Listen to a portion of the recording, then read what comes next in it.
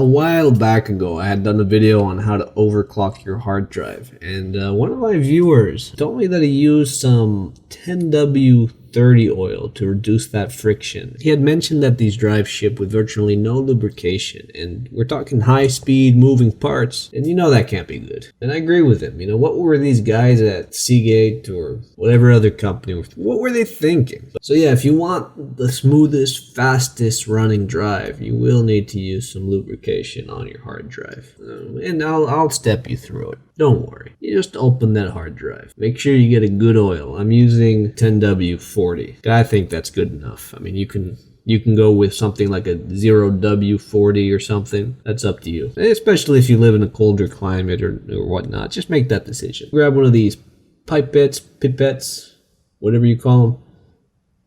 And we want to get just a little bit of oil. And we can drop that down the center. And then also it's good to put it on the head. And it's also good to remove the platter and put a little bit of oil on the lower platter. Just like that. A little bit more. Yeah, let's put a little bit more. Go ahead and grab the upper platter again and put that gently on top. And as you see, we should have a very smooth drive. We can reassemble the drive and we are good to go. Now what we have at the moment is what is called a super slick drive, or SSD for short. So with your SSD, let's go ahead and do some benchmarks.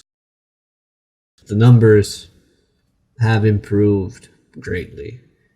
This will perform a lot faster than your typical SSD or whatnot. The only reason that drives don't ship like this from the manufacturer, it's not a big conspiracy or anything. It's just they're cheap. You know, with oil prices being so volatile and high, they don't want to spend the money. I mean, who would? Engineers have figured out that the slower speeds and the shorter lifespans of not using lubrication are well worth the trade-off of using oil.